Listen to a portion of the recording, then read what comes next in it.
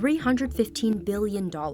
That's one staggering cost estimate for Donald Trump's signature campaign promise. The largest domestic deportation operation in American history. More conservative estimates are still enormous. One group puts it at $162 billion. That's more than the government spent on most federal agencies in fiscal year 2024. We'll explain why an operation of this scale could require hundreds of billions of dollars over the course of a decade. Is it your plan to deport I want to know. everyone Am I not allowed who is here illegally? I need to keep fresh with the world, man. I think you have to do it, and it's a very tough thing to do. That means roughly 13 million immigrants who entered the country illegally are at risk of deportation, about 4% of the U.S. population. To put that into perspective, the entire U.S. prison and jail population in 2022 was around 1.9 million people.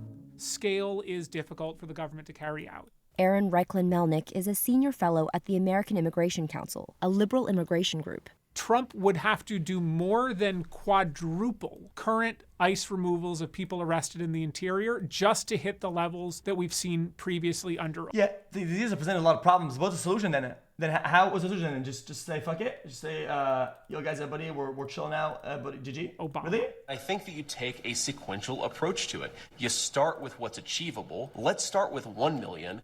The details of the plan are still being worked out, but let's say Trump does decide to deport 1 million people a year. That could still cost about $88 billion annually and take 11 years, according to one estimate. And that's assuming 20% of people would leave on their own. Yes, it's expensive, but the trade-offs, I think, are well worth it. Ron Vitello led the Immigration and Customs Enforcement Agency known as ICE for a year in Trump's first term.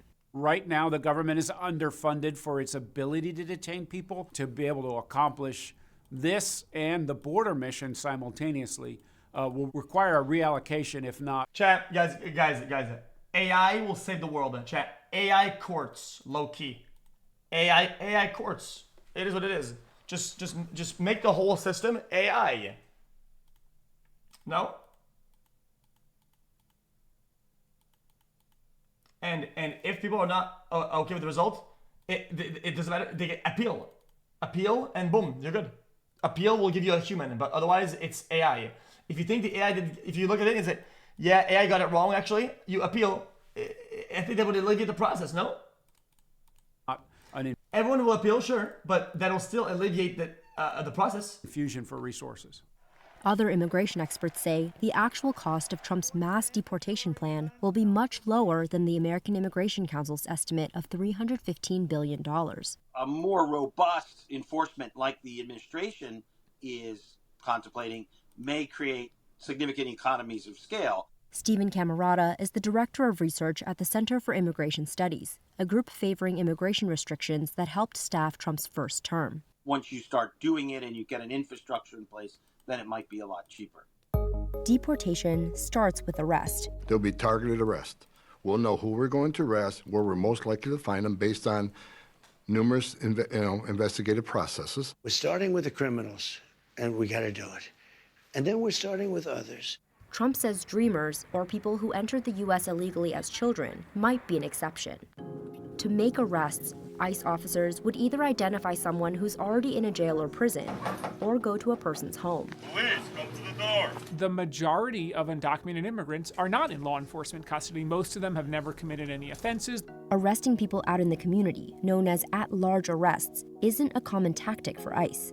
Vitello says it's more logistically complicated and more expensive, but it's at the center of the Trump administration's plan. I'm not concerned that they won't be able to find them. It's just a matter of time, given the circumstances, given the availability of information. If every place of employment asks for proof of residence and all legal documents, and people don't have them, how do people even survive? The resources in play. At-large arrests often require multiple federal agents and take several days because ICE officers don't generally have warrants. Immigration violations are not criminal, which means that a judicial warrant to arrest them would not have probable cause. They might have to wait hours for the person to leave their house. They might have to stake out a work site. To carry out arrests at this scale, the American Immigration Council estimates ICE would need to hire over 30,000 new law enforcement agents. Guys, I think this guy's almost happy that this system isn't working. Guys, am I wrong or am I biased? I think this guy's like almost celebrating the fact that this is a dog shit system. and staff, making it the largest law enforcement agency in the federal government. Vitello says this number is overstated, and that state and local law enforcement could be directed via task forces to help with at-large arrests, something they already do. Having that referral system, having state... I'm watching this video first because I need to strategize how I'm not going to get kicked out of the U.S. So hold on, give me a minute. Locals help ICE officers do their job. Better to have it than not, but not definitive in whether they do the work or not. Then there's detention, the most expensive part of the whole process. It costs around $200 a day to hold someone in ICE custody. Congress has provided enough funding for at least 41,500 detention beds in fiscal year 2025. But that's not nearly enough to detain 1 million people a year. According to the American... Yeah, but what if these guys know they're cooked, right? In the end, if you know you're going to get cooked, why don't they go, oh yeah, I mean, okay, yeah, listen, if you let me out of the jail, okay, I did that. I hopped over the wall. Send me back home. Boom, out. American Immigration Council, ICE would need to construct 216 soft-sided facilities every year for 11 years. Soft-sided facilities are temporary tent-like structures that have typically been used near the border. Anyone not physically detained would be placed on electronic surveillance, which costs approximately $4 per person per day. Private contractors involved in every stage of the detention process could drive up prices even more.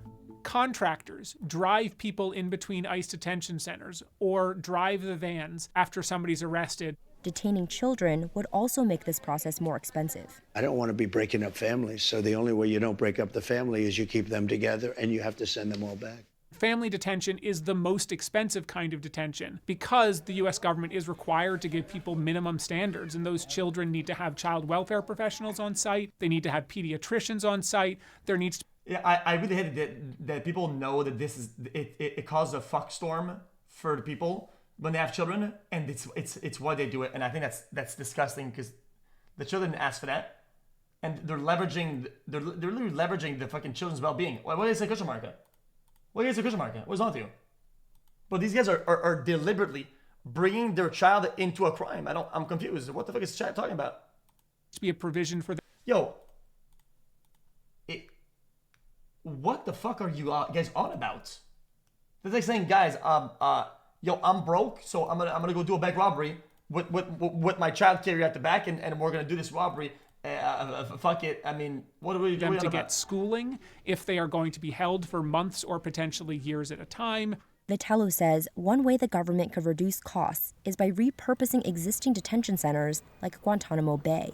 A third country like a Panama, potentially Mexico, could agree to hold third country nationals so that their due process could be adjudicated, thereby lowering the costs and kind of sending a message down the pipeline that people are not going to be released into the United States. See, this is something that I think a big problem in America is that's actually the problem. Is this immigration equals bank robbery? You make any type of comparison, they use the word immigration. Okay, let's remove the word immigration. When you go to a country illegally, you're not immigrating. You're doing a crime. You're doing a crime. You're not immigrating anywhere. That's not what you're doing. You're committing a crime. You understand? How am I missing this? I don't get it. Guys, okay, I'm gonna go to your house. I'm gonna break in because guys, I'm not breaking in. I'm moving in. Duh! I'm not breaking in. I'm moving in, dude! Duh! What the fuck is wrong with you? To await those adjudications. That alone will reduce the number of individuals trying to cross the border illegally. Camerata says there are over 1 million immigrants who could be detained at a much lower cost. There are people with a final order of removal that we just never made leave. Those individuals shouldn't have to be held long. We can get them out very quickly. After detention comes legal processing, which immigration law experts say is the biggest bottleneck in the mass deportation process. An additional 10.6 million cases would require nearly 2,000 more immigration judges and over 1,100 more courtrooms. AI. I'm AI, brother.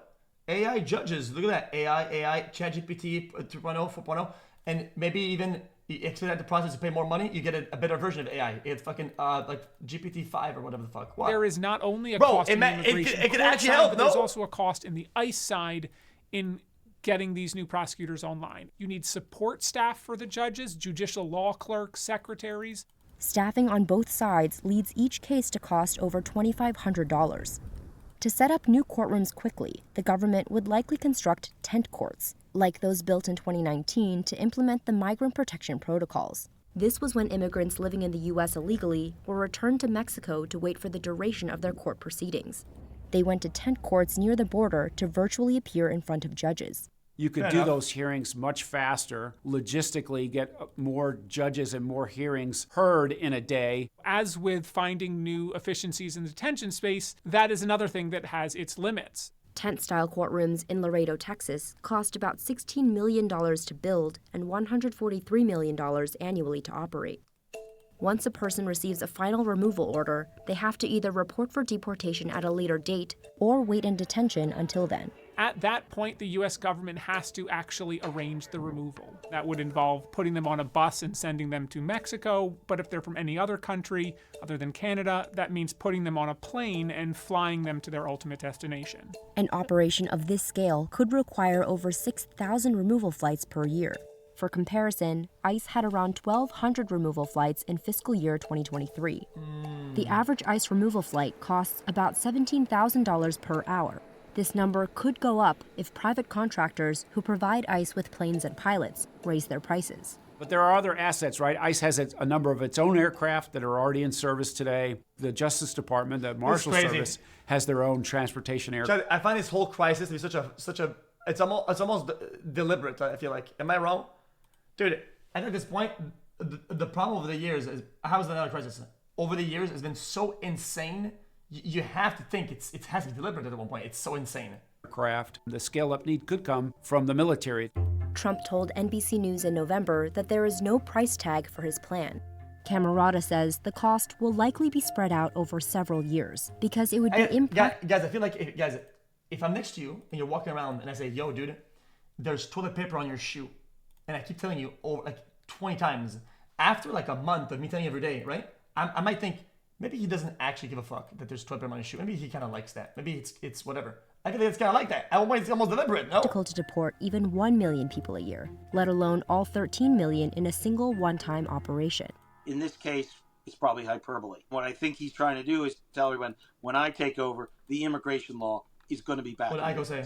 And I think it's going to have a big effect. The game, and then it's going to be up to the public to judge whether he kept his word. But getting enough funding from Congress will be crucial for an operation of this magnitude. Senate Republicans have said that passing a border funding bill will be the top priority next year. Border security, more bed spaces so you don't have to release people that shouldn't be released, and more ICE agents to deport people who represent a threat to our country and shouldn't be here to begin with. Republicans control both chambers of Congress next term, but it's a narrow majority, making spending on this scale no guarantee. To my Democratic friends, I think if you resist rational deportation policy, you do so at your own peril. Yeah, interesting. Well, you know what? I don't know nothing. I'm dented.